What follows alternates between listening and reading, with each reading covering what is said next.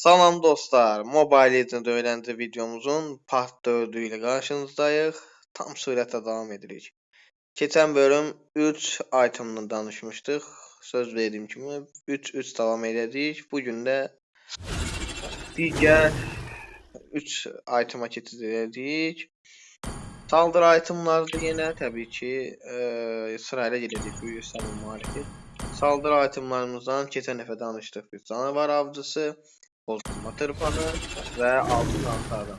Bugün danışacağıq doğa rüzgarı, ikinci balta, gök kıran.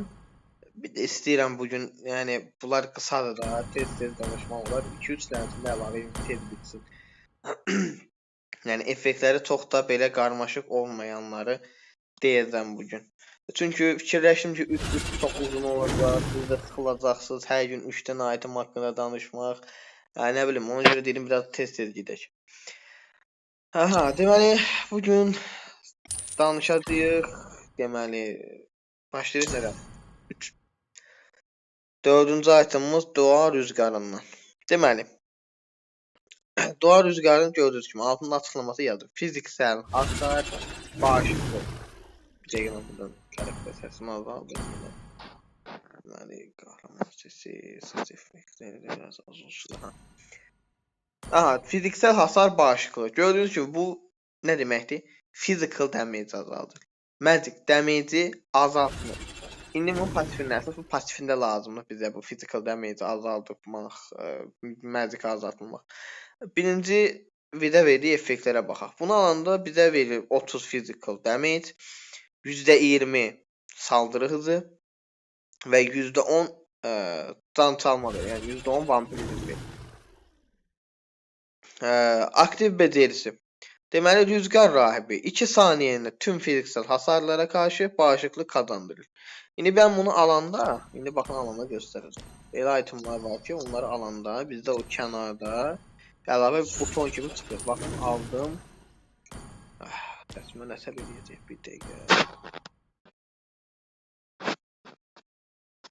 Böyle ihtimal gəlməsin. Hə, gəlmir. Hə, baxın burada buton çıxdı gördünüz.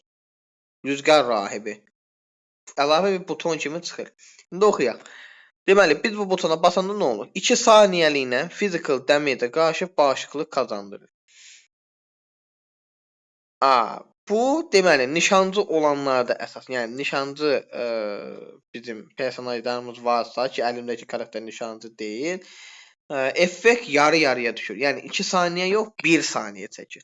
Yəni siz bunu magic oynayırsınızsa, tank oynayırsınızsa, meşədə oynayırsınızsa, yəni orada oynayan əsas götürmüsünüzsə, personaj götürmüsünüzsə, bunu işlətsəz siz 1 saniyəliyinə physical damage-dən qoruyur.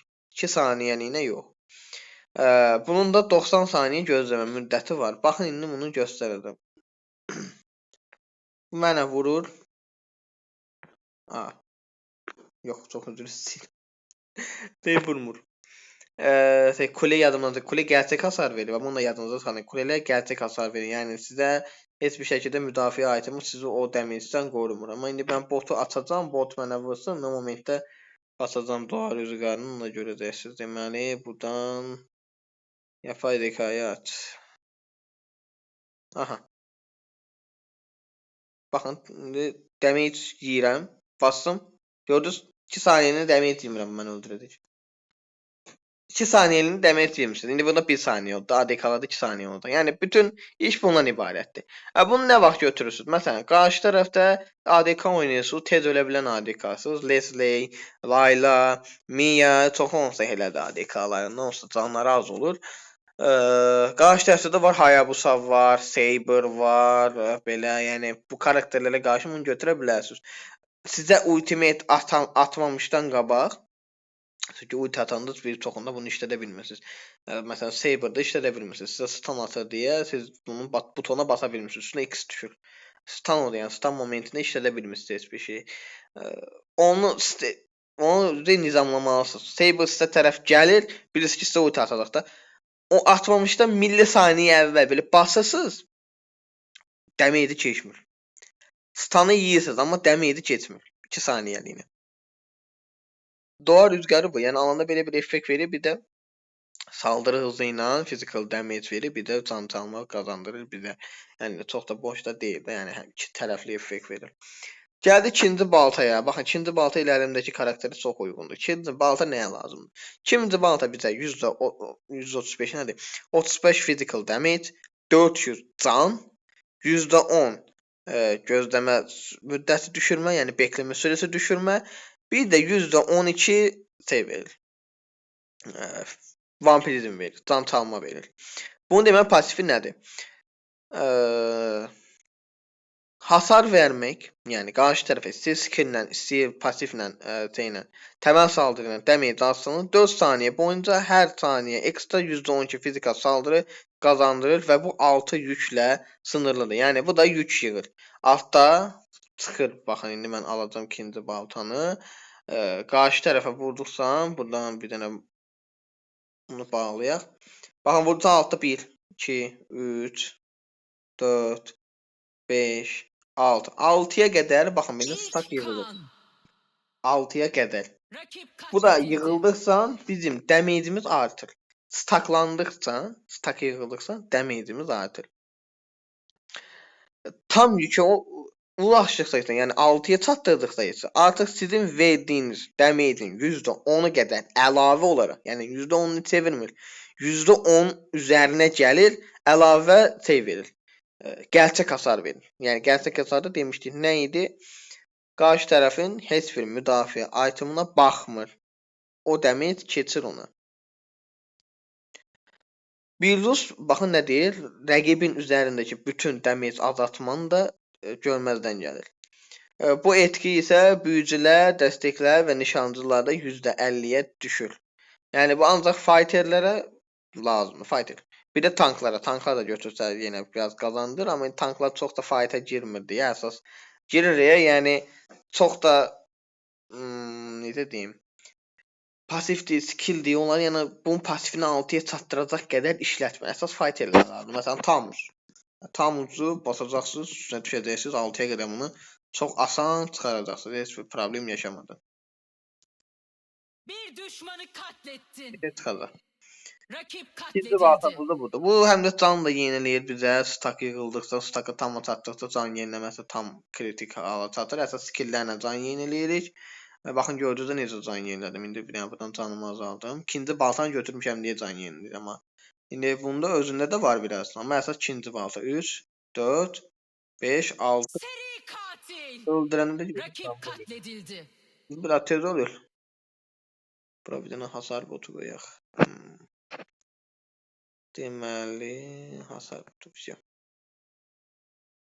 Can da yeniləyir.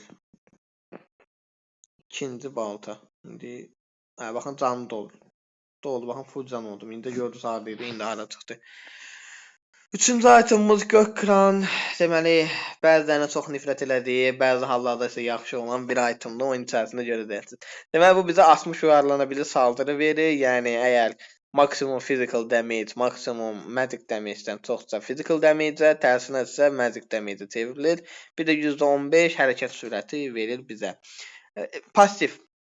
Deməli, damage verilən rəqib qəhrəmanın canı %4 dəyərinin %4-ün aşağısına düşəndə həmin qəhrəmanı infaz eləyir.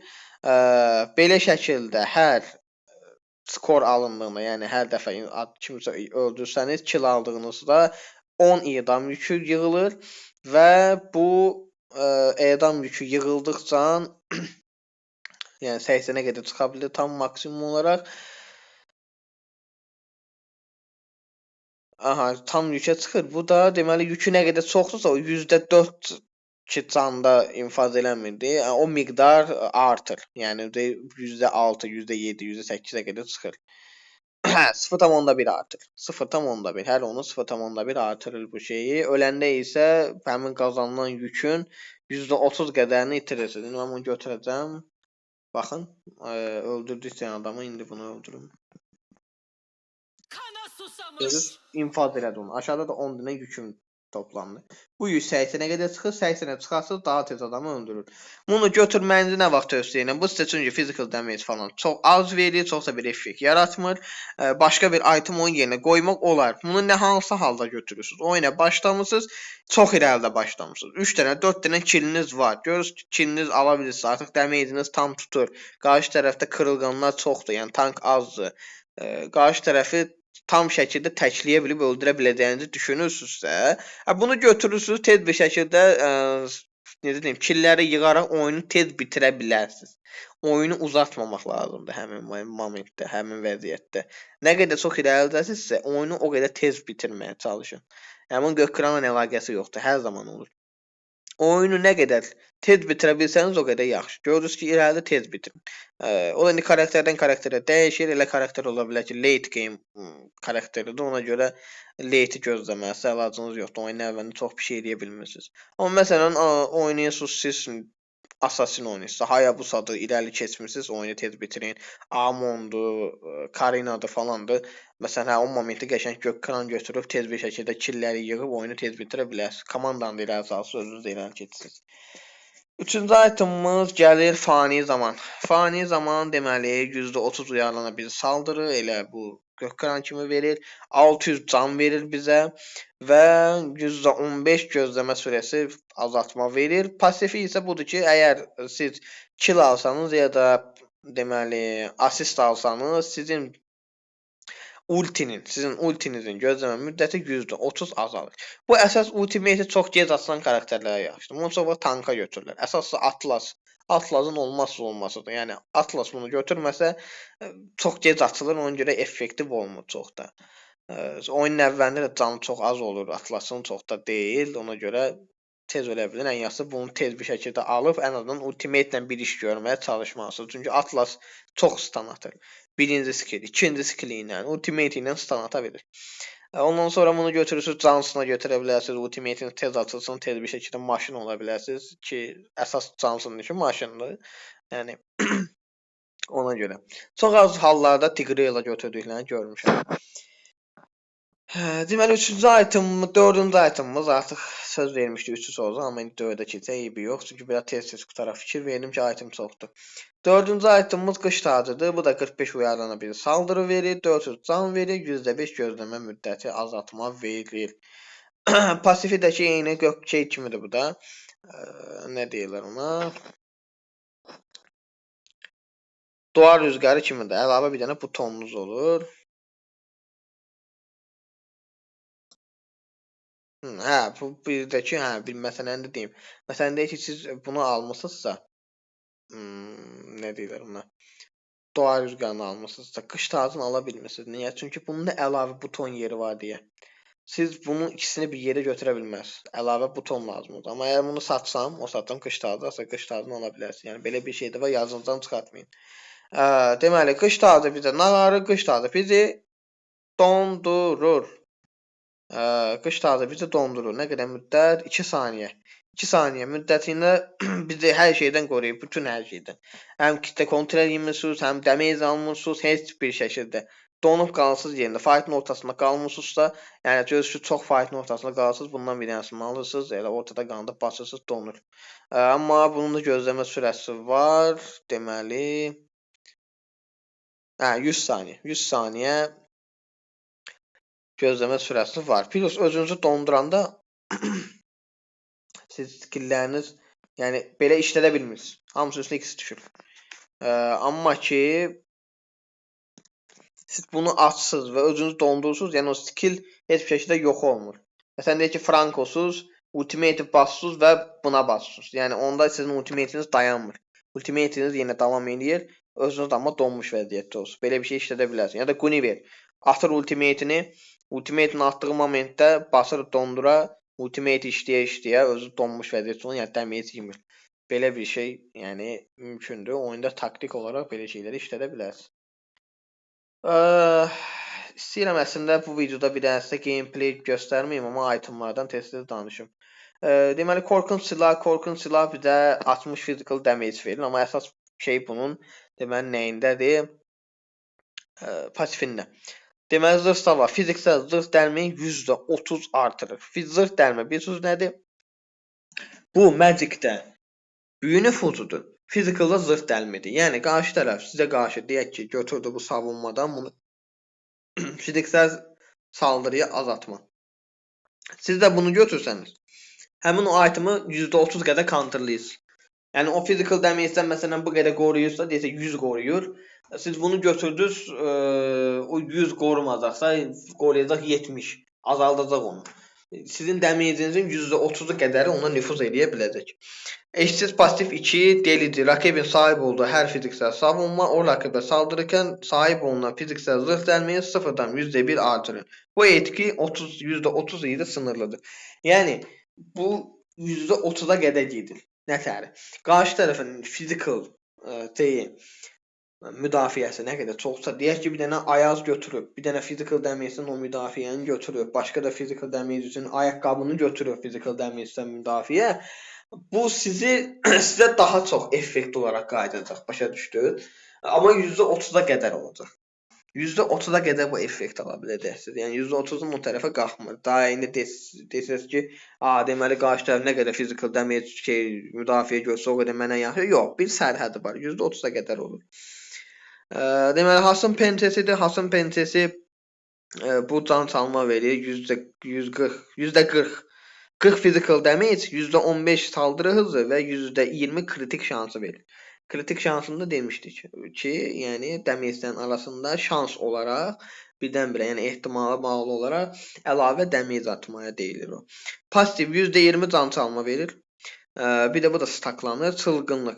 Kritik hasar vermək 2 sayında %20 saldırı hızı kazandırır. Yəni siz bu itemi alandan sonra əgərləri arada şans olaraq kritik damage çıxan anda 2 saniyə müddətində sizin vurma sürətiniz artır.